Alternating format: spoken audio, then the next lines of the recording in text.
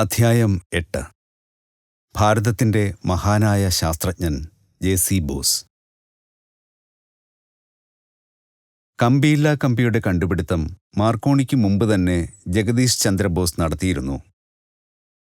വഴിവക്കിൽ ശാസ്ത്രകാര്യങ്ങൾ ചർച്ച ചെയ്തുകൊണ്ട് നിന്ന ഒരു കൂട്ടം പ്രൊഫസർമാരുടെ അടുത്തേക്ക് കൗതുകം ജനിപ്പിക്കുന്ന ഈ പരാമർശം കേട്ട് ഞാൻ നടന്നു ചെന്നു. ഭാരതീയനെന്ന അഹന്തയാണ് അവരുടെ കൂടെ കൂടാൻ എന്നെ പ്രേരിപ്പിച്ചതെങ്കിൽ ഞാൻ ഖേദിക്കുന്നു. ആധ്യാത്മിക വിദ്യയ്ക്ക് മാത്രമല്ല, ഭൗതികശാസ്ത്രങ്ങൾക്ക് കൂടിയും കനത്ത സംഭാവനകൾ നൽകുന്ന കാര്യത്തിൽ ഭാരതത്തിന് പ്രമുഖമായ ഒരു പങ്ക് വഹിക്കാൻ കഴിയുമെന്നതിൻ്റെ തെളിവുകളിൽ എനിക്കുള്ള ശക്തമായ താൽപ്പര്യം നിഷേധിക്കാനാവില്ല. അങ്ങ് എന്താണ് അർത്ഥമാക്കുന്നത്?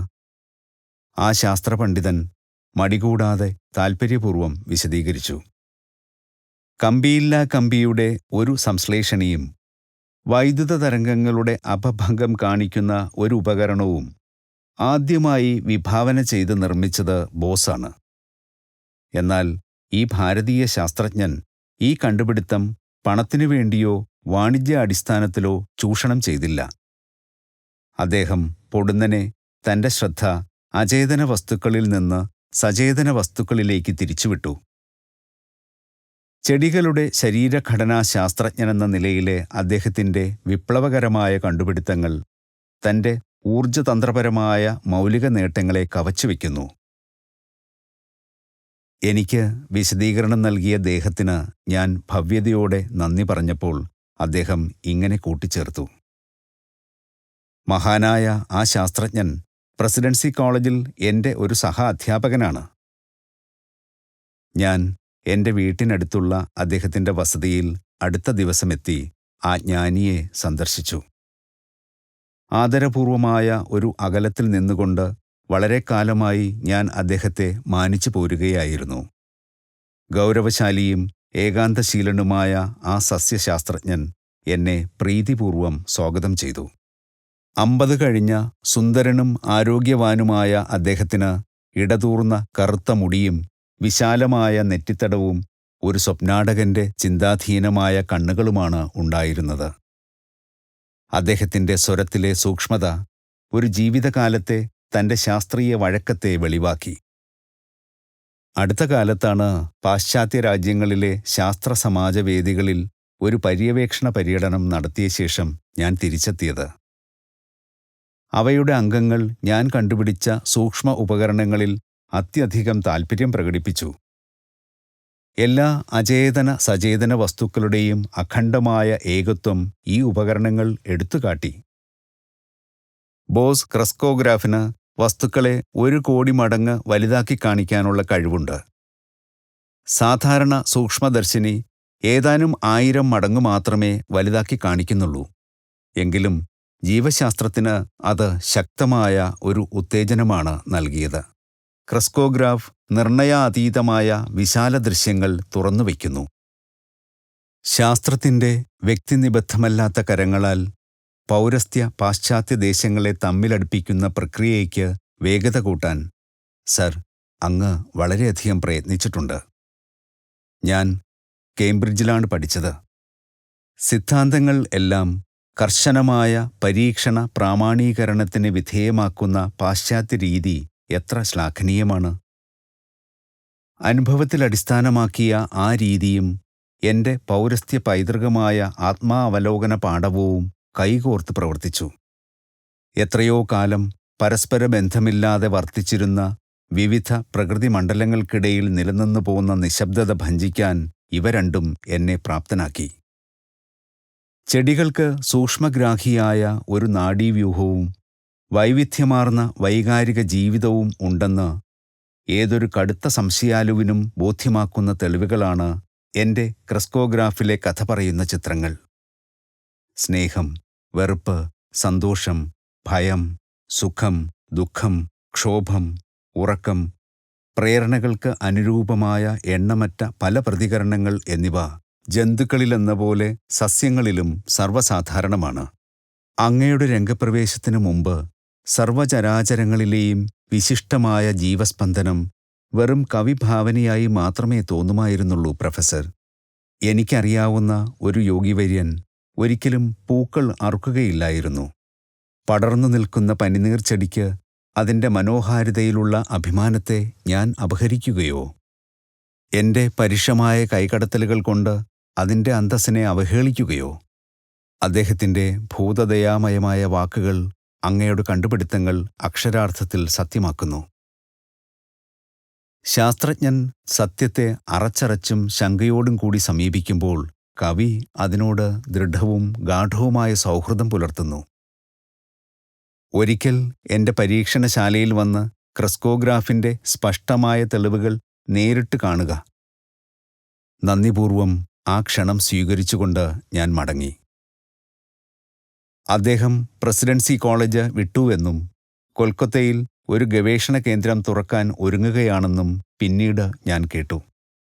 ബോസ് ഇൻസ്റ്റിറ്റ്യൂട്ട് തുറന്നപ്പോൾ അതിൻ്റെ സമർപ്പണ പരിപാടികളിൽ ഞാൻ പങ്കുകൊണ്ടു. ഉത്സാഹഭരിതരായ പരശതം ജനങ്ങൾ ആ പരിസരത്ത് ഉലാത്തി.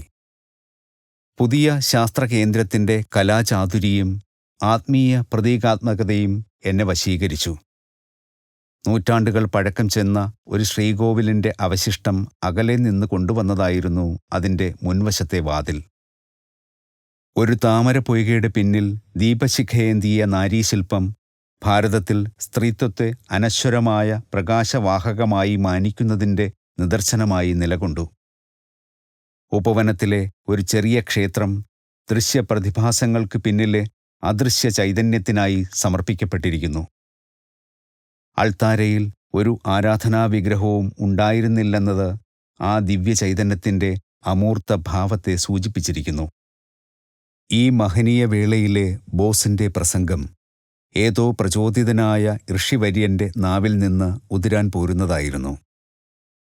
ഈ സ്ഥാപനം ഇന്ന് ഞാൻ സമർപ്പണം ചെയ്യുന്നത് ഒരു ക്ഷേത്രമെന്ന നിലയിലാണ്, വെറും ഒരു ഗവേഷണശാല എന്ന നിലയിലല്ല. തിങ്ങി നിറഞ്ഞ സദസ്സിനെ അദ്ദേഹത്തിൻ്റെ വന്ദനീയവും ഉദാത്തവുമായ ഗാംഭീര്യം അദൃശ്യമായ ഒരു മേലങ്കി പോലെ വലയം ചെയ്തു. എൻ്റെ പരീക്ഷണ നിരീക്ഷണങ്ങൾ പിന്തുടർന്ന് ഞാൻ അറിയാതെ തന്നെ എത്തിച്ചേർന്നത് ഊർജതന്ത്രത്തിൻ്റെയും ശരീരവിജ്ഞാനീയത്തിൻ്റെയും അതിർത്തി ദേശങ്ങളിലാണ്.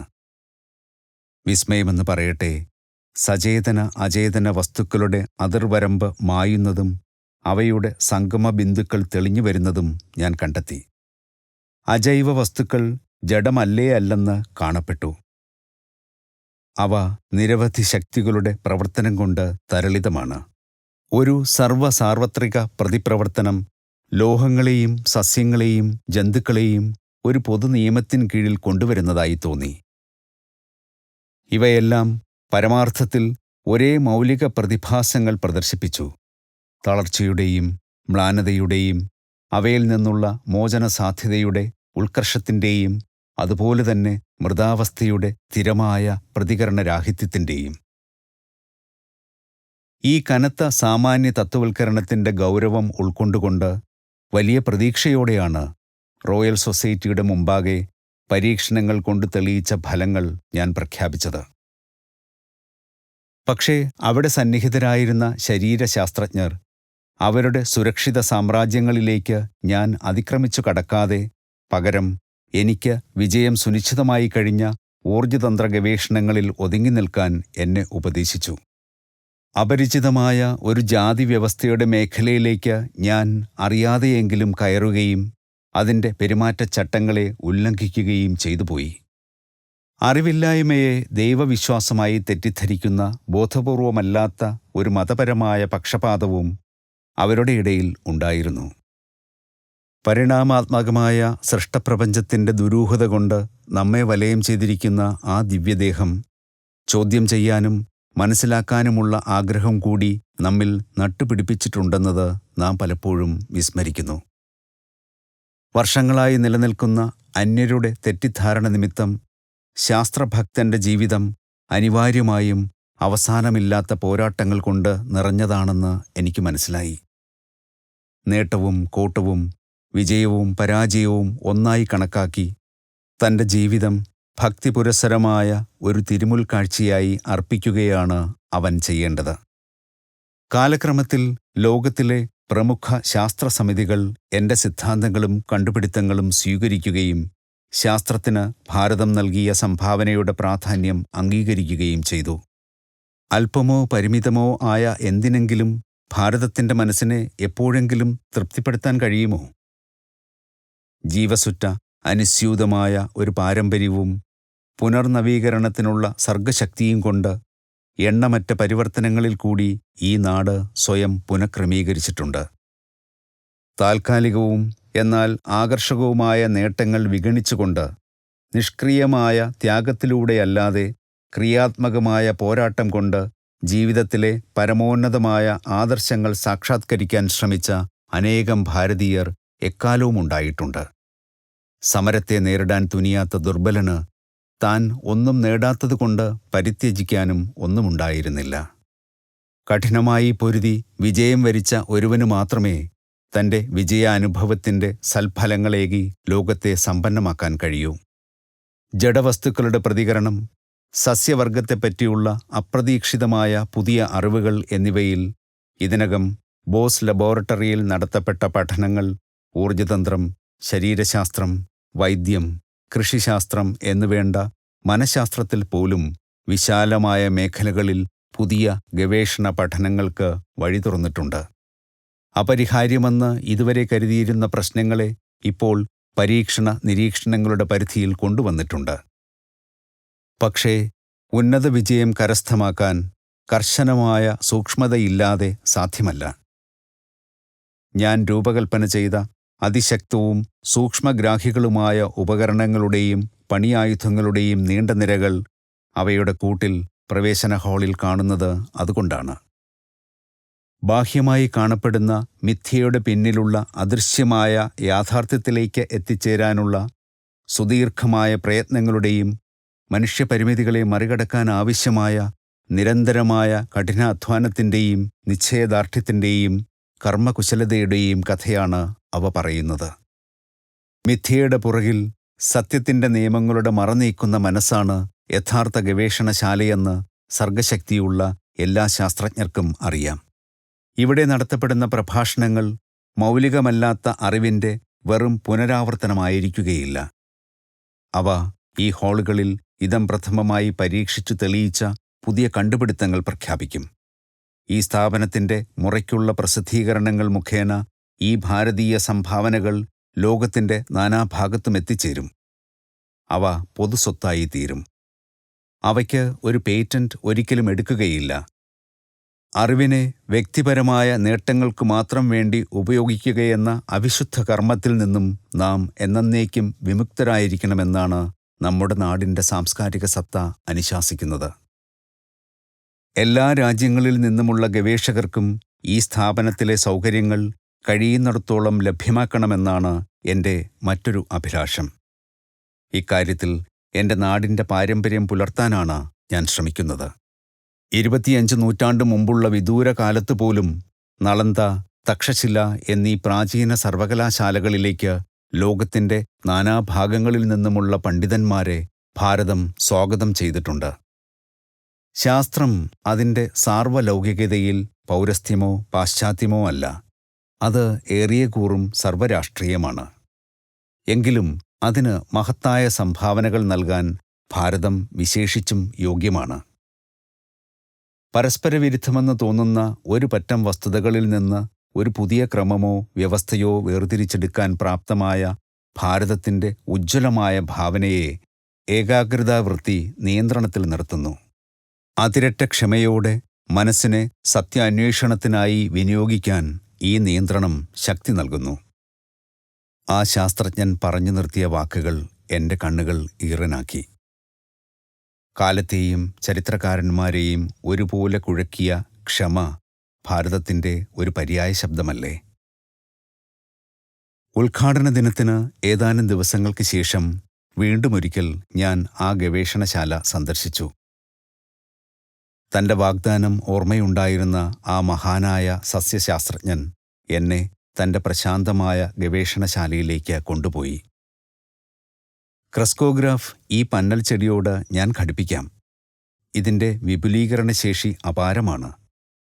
ഈ അനുപാതത്തിലെ വർധനം ഒരു ഒച്ച് ഇഴയുന്നതിന് നൽകിയാൽ അത് ഒരു എക്സ്പ്രസ് ട്രെയിൻ സഞ്ചരിക്കുന്നത് പോലെ കാണപ്പെടും.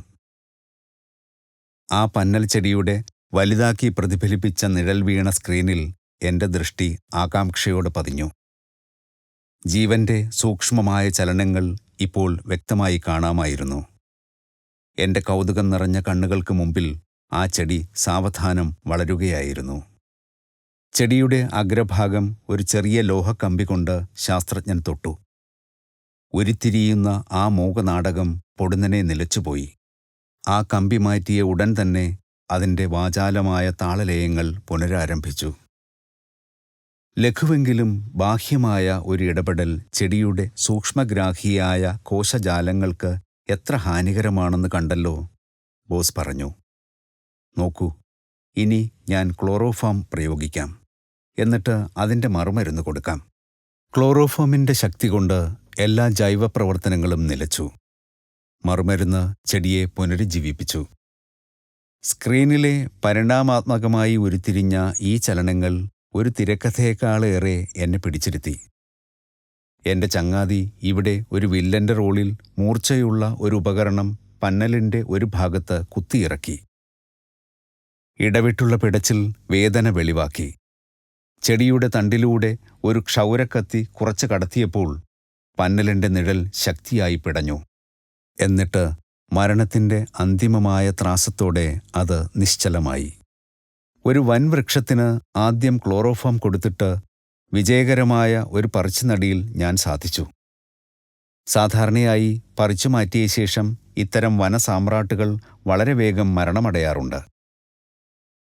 ജീവൻ രക്ഷ നൽകുന്ന ആ ഉദ്യമത്തെപ്പറ്റി പറഞ്ഞ് ജഗദീശ് പുഞ്ചിരിച്ചു. എൻ്റെ സൂക്ഷ്മ ഉപകരണങ്ങളുടെ ചിത്രങ്ങൾ വൃക്ഷങ്ങൾക്ക് ഒരു രസചംക്രമണ വ്യൂഹമുണ്ടെന്ന് തെളിയിച്ചു. ജന്തുക്കളിലെ രക്തമർദ്ദത്തോട് സസ്യങ്ങളിലെ രസചംക്രമണത്തിന് സാധർമ്മ്യമുണ്ട്. ചിലർ സാധാരണ മുന്നോട്ട് വയ്ക്കാറുള്ള കോശാകർഷണ നിയമം പോലെയുള്ള യാന്ത്രിക സിദ്ധാന്തങ്ങളെ ആധാരമാക്കി ചെടികളിലെ രസത്തിൻ്റെ മേലേക്കുള്ള പ്രവാഹം വിശദീകരിക്കാൻ സാധ്യമല്ല. ഈ പ്രതിഭാസം ജീവനുള്ള കോശങ്ങളുടെ പ്രവർത്തനമാണെന്ന് ക്രെസ്കോഗ്രാഫ് മുഖേന തെളിഞ്ഞുകഴിഞ്ഞു. വൃക്ഷത്തിൻ്റെ ചുവടുവരെ വ്യാപിച്ചതും ഒരു യഥാർത്ഥ ഹൃദയത്തിൻ്റെ ധർമ്മം നിർവഹിക്കുന്നതുമായ കുഴൽ രൂപത്തിലെ ഒരു നാളിയിൽ നിന്ന് സങ്കോച വികാസ തരംഗങ്ങൾ ഉദ്ഗമിക്കുന്നു. ഏകരൂപമായ ഒരു സങ്കല്പമാണ് നാനാരൂപമായ പ്രകൃതിയെ കൂട്ടിയിണക്കുന്നതെന്ന് കൂടുതൽ സൂക്ഷ്മമായി നാം മനസ്സിലാക്കുമ്പോൾ തെളിവ് കൂടുതൽ ശക്തമാകുന്നു. മഹാനായ ആ ശാസ്ത്രജ്ഞൻ മറ്റൊരു ബോസ് ഉപകരണം ചൂണ്ടിക്കാട്ടി.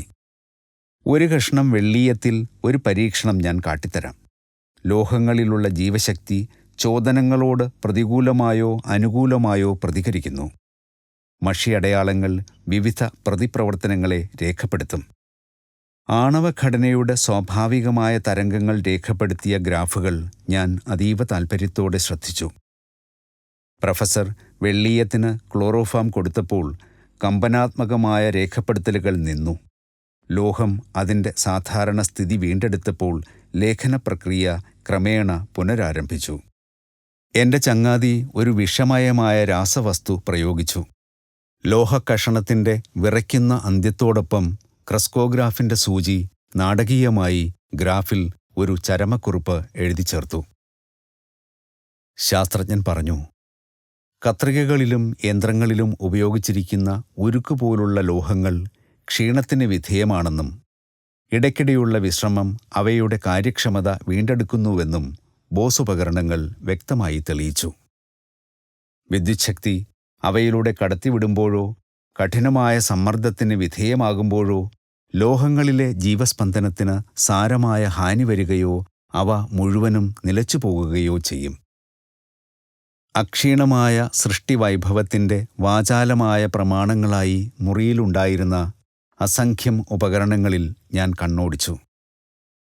സർ, അങ്ങയുടെ അത്ഭുതകരമായ യന്ത്രസാമഗ്രികൾ കൂടുതലായി ഉപയോഗിച്ച് വിശാലമായ അടിസ്ഥാനത്തിൽ കാർഷിക വികസന പ്രവർത്തനങ്ങൾ ത്വരിതപ്പെടുത്തുന്നില്ല എന്നത് ഖേദകരമാണ്. സസ്യങ്ങളുടെ വേഗത്തിലുള്ള വളർച്ചയെ സഹായിക്കാൻ വിവിധ ജൈവരാസവളങ്ങൾക്കുള്ള കഴിവ് കാണിക്കുന്ന സത്വര പരീക്ഷണങ്ങൾ സംഘടിപ്പിക്കാൻ വളരെ എളുപ്പമല്ലേ? ശരിയാണ്. ബോസ് ഉപകരണങ്ങൾക്ക് നിരവധി ഉപയോഗങ്ങൾ വരുന്ന തലമുറകൾ കണ്ടെത്തും. തൻ്റെ ജീവിതകാലത്ത് സ്വന്തം പ്രവർത്തനങ്ങളുടെ പ്രതിഫലം ഏറ്റുവാങ്ങുകയെന്നത് ഒരു ശാസ്ത്രജ്ഞനും സാധാരണയായി അനുഭവത്തിൽ വരാറില്ല. സൃഷ്ടിപരമായ സേവനത്തിൻ്റെ സന്തുഷ്ടി അനുഭവിക്കുക എന്നതുതന്നെ ധാരാളമാണ്. അക്ഷീണനായ ആ തപസ്വി ശ്രേഷ്ഠന് എൻ്റെ അകമഴിഞ്ഞ് നന്ദി പറഞ്ഞിട്ട് ഞാൻ വിടവാങ്ങി. അദ്ദേഹത്തിൻ്റെ വിസ്മയകരമായ സൃഷ്ടിവൈഭവത്തിന് എന്നെങ്കിലും അറുതി വരുമോ? ഞാൻ ചിന്തിച്ചു. വർഷങ്ങൾ കഴിഞ്ഞിട്ടും അതിന് കുറവൊന്നും കണ്ടില്ല. റെസണന്റ് കാർഡിയോഗ്രാഫ് എന്ന സങ്കീർണമായ മറ്റൊരുപകരണം നിർമ്മിച്ച് ഭാരതത്തിലെ അസംഖ്യം സസ്യങ്ങളിൽ അദ്ദേഹം വ്യാപകമായ പരീക്ഷണങ്ങൾ തുടർന്നു. ഔഷധിയെന്ന് സംശയിക്കപ്പോലും ചെയ്യാനിടയാകാത്ത അനേകം പ്രയോജനകരമായ മരുന്നുകളുടെ ഒരു ഔഷധകോശം അദ്ദേഹം വെളിച്ചത്ത് കൊണ്ടുവന്നു. 1 സെക്കൻഡിൻ്റെ 100-1 ഭാഗം ഒരു ഗ്രാഫിൽ കുറിക്കുന്ന തെറ്റാത്ത കൃത്യതയോടെയാണ് കാർഡിയോഗ്രാഫിൻ്റെ നിർമ്മാണം. സസ്യങ്ങളുടെയും മൃഗങ്ങളുടെയും മനുഷ്യരുടെയും ഘടനയിലെ അതിസൂക്ഷ്മമായ സ്പന്ദനങ്ങൾ റെസണന്റ് രേഖകൾ അളക്കുന്നു. അദ്ദേഹത്തിൻ്റെ കാർഡിയോഗ്രാഫിൻ്റെ ഉപയോഗം ശാസ്ത്രീയ പരീക്ഷണങ്ങൾക്കായുള്ള ശസ്ത്രക്രിയകൾ ജന്തുക്കൾക്ക് പകരം സസ്യങ്ങളിൽ നടത്തുവാൻ പ്രേരിപ്പിക്കുമെന്ന് മഹാനായ ആ സസ്യശാസ്ത്രജ്ഞൻ പ്രവചിച്ചു. ഒരു സസ്യത്തിനും ഒരു ജന്തുവിനും ഒരേ മരുന്ന് കൊടുത്തതിൻ്റെ ഫലം രേഖപ്പെടുത്തിയത് വിസ്മയകരമായ ഐക്യരൂപ്യമാണ് നിരീക്ഷണത്തിൽ വെളിവാക്കിയത്. അദ്ദേഹം ചൂണ്ടിക്കാട്ടി. മനുഷ്യനിൽ ഉള്ളതെല്ലാം സസ്യങ്ങളിലും വിഭാവനം ചെയ്തിട്ടുള്ളതായി കാണാം. സസ്യങ്ങളിൽ നടത്തുന്ന പരീക്ഷണം മൃഗങ്ങളുടെയും മനുഷ്യരുടെയും ദുരിതം കുറയ്ക്കുന്നതിന് ഉപയോഗപ്പെടും. ബോസിൻ്റെ സസ്യസംബന്ധിയായ കണ്ടെത്തലുകൾ മാർഗദർശകമായിരുന്നു. വർഷങ്ങൾക്ക് ശേഷം മറ്റു ശാസ്ത്രജ്ഞന്മാർ അവ സ്ഥിരീകരിച്ചു. 1938 കൊളംബിയ സർവകലാശാലയിൽ നടത്തിയ പഠനങ്ങൾ ദ ന്യൂയോർക്ക് ടൈംസിൽ ഇങ്ങനെ റിപ്പോർട്ട് ചെയ്തു.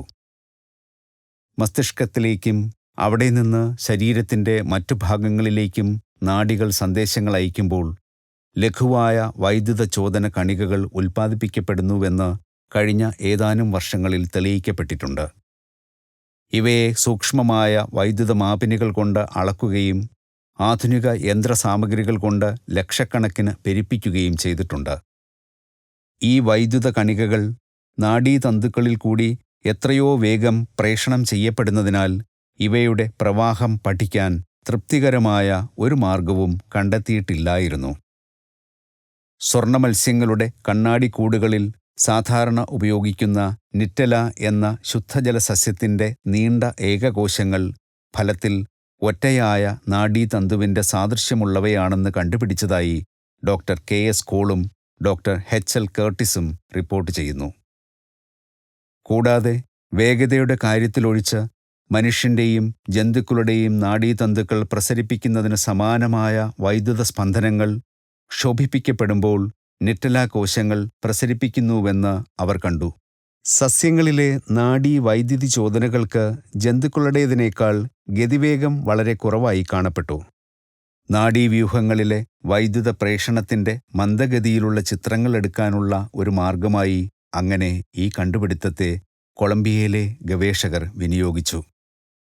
അങ്ങനെ നിറ്റല ചെടി മനസ്സിൻ്റെയും ജഡവസ്തുവിൻ്റെയും അതിർത്തിദേശത്തോടടുത്ത് കർശനമായി പരിരക്ഷിക്കപ്പെടുന്ന നിഗൂഢ രഹസ്യങ്ങൾ വെളിവാക്കാൻ പോകുന്ന ഒരുതരം ഉരകല്ലായി തീർന്നേക്കാം. പ്രസിദ്ധ കവി രവീന്ദ്രനാഥ് ടാഗോർ ഭാരതത്തിൻ്റെ ആദർശവാദിയായ ശാസ്ത്രകാരൻ്റെ ഉറ്റ സ്നേഹിതനായിരുന്നു. അദ്ദേഹത്തെ ആ മധുര ബംഗാളി ഗായകൻ താഴെ കൊടുത്തിരിക്കുന്ന വരികളിൽ സംബോധന ചെയ്തു. ഹേ തപസ്വി, സാമമന്ത്രത്തിൻ പ്രാമാണികമാം വാക്കുകളിൽ ഈ ആഹ്വാനം നടത്തൂ. ഉത്തിഷ്ഠത, ജാഗ്രത. ശാസ്ത്രവിജ്ഞാനത്തിൽ ഊറ്റം കൊള്ളുമാ മനുഷ്യനെ വിളിക്കൂ. പണ്ഡിതവേദികളിൽ അർത്ഥശൂന്യമാം വാചക കസർത്തിലേർപ്പെട്ട ആ മൂഢനാം ആത്മശ്ലാഘിയെ വിളിക്കൂ വെളിയിലേക്ക്. പ്രകൃതിയുടെ മുഖത്തേക്ക് വരുവാൻ, ഈ വിശാല ഭൂവിലേക്ക്.